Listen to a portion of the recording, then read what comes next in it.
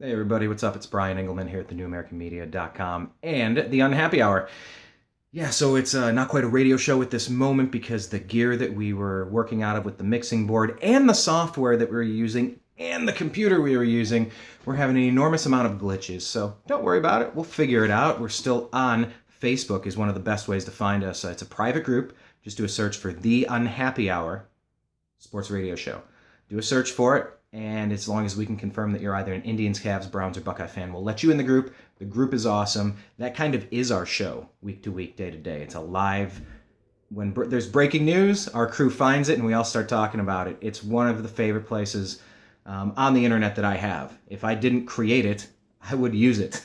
And I think that's why I did create it, because I felt a need. I got really sick of ESPN not giving Cleveland its fair due. All the jokes made at Cleveland's expense, the Indians, Cavs, Browns, and Buckeyes.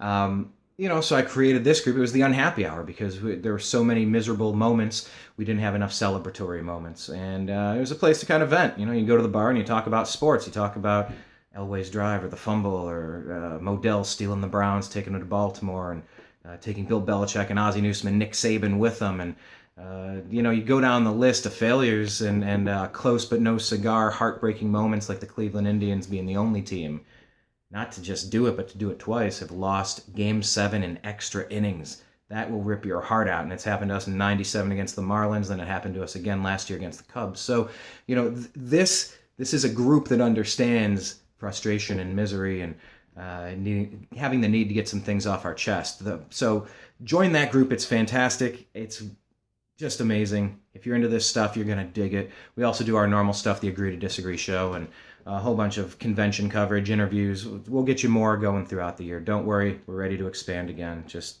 give us a minute till the infrastructure gets reconnected. So one of my favorite things that I've seen in a very long time was Draymond Green and his t-shirt. So the Warriors have gone ahead and beat the Cleveland Cavaliers in the championship. Makes me sad. They've won 2 out of 3 against the Cavs now. And at the celebration, Draymond Green was wearing a t-shirt that it had a trophy on it, and it almost like the Quicken Loans logo, but it wasn't. It said Quickie and 1 trophy. So I think that's a shot kind of saying that's a quickie, one and done trophy kind of fluke that you got one because we're here to stay. Oh, this is beautiful. Does it make my heart sing? I have had a chance to grow to strongly dislike the Golden State Warriors over the past 3 years. There's a lot to dislike. The cockiness and the trash talk and a lot of things. We'll leave it there for now. But Draymond Green just challenged Quicken Loans guru and Cleveland Cavaliers owner Dan Gilbert to a pissing match. Think about this for a second. You just you just took a hot, shiny, a piping hot piece of metal and jabbed the eye of this super loaded, super proud and confident and successful man in Dan Gilbert. You did that to LeBron James too, who, 14 years in to an NBA career, just played perhaps his best, most efficient season ever. Definitely at the peak of his skills and still somehow improving. Somehow. You just poked us right in the eye. If you thought that the Cleveland Cavaliers were willing to spend a little bit of money over on the salary cap before, if you think adding Kevin Durant was impressive, you have now challenged general manager LeBron James and prideful owner, successful businessman Dan Gilbert to a pissing match. You're making fun of him. You're saying that what they did is not sustainable. It's not repeatable. You've just opened up the owner's pocketbooks so much more than you even realized. There's another way to play this game. And, I wonder, maybe the player that just signed $1 billion Nike contract for life, or reportedly, maybe there's a way to find some more money there to help improve that team a little bit. Thank you, Draymond Green.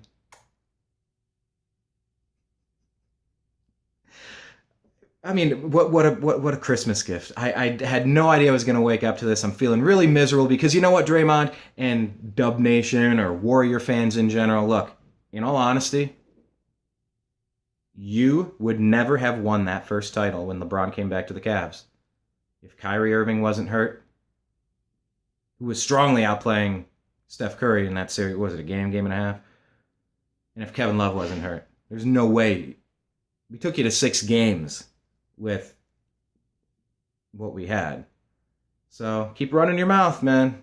I mean, yeah, you did beat us this year, and I contend there's no way you would have if you wouldn't have had Kevin Durant. He was the only superstar on your team. The only superstar on your team, Kevin Durant. So either you play with him or resent him. See how long you can keep this thing together. See how much less Steph wants to take in his contract. We had that game. We had that series, rather. Didn't work out. You won that one by forfeit. Congratulations.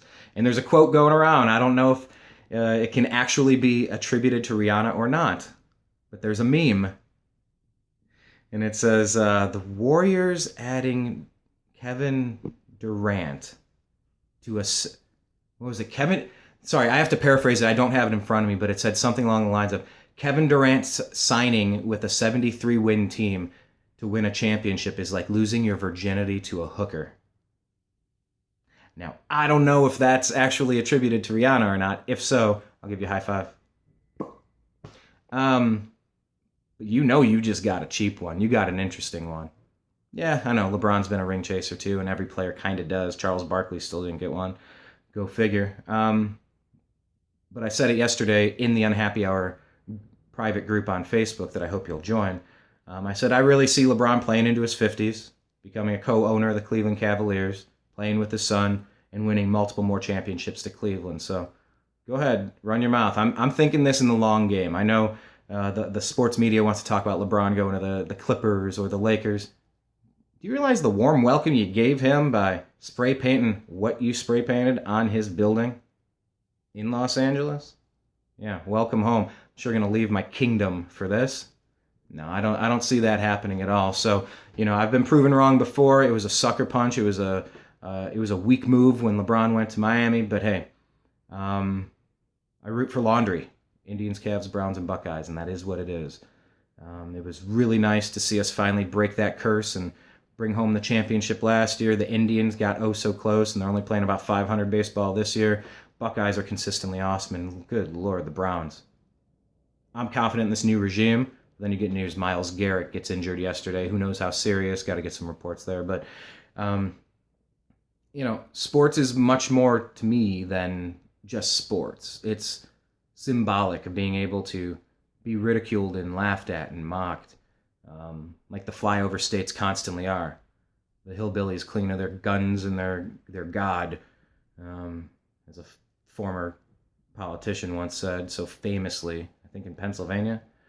When you can defeat the upstart, cocky, super wealthy, super privileged, super jerk team like Draymond Green and Steph Curry and the Warriors, hey, it means a little bit more. So I'm watching this back and forth, this pissing contest between Dan Gilbert and Draymond Green, and I have not felt this happy since the Cavaliers were eliminated. This put a huge, legitimate smile on my face. And I can only think of just every player in the league. I'm just starting to wonder who's going to get added to this roster. And I want to come back and get you next year, just like LeBron said to Kyrie right after the game. We'll be back. We'll be back. So, yuck it up now, man. Go Cavs. Talk to you later. Peace.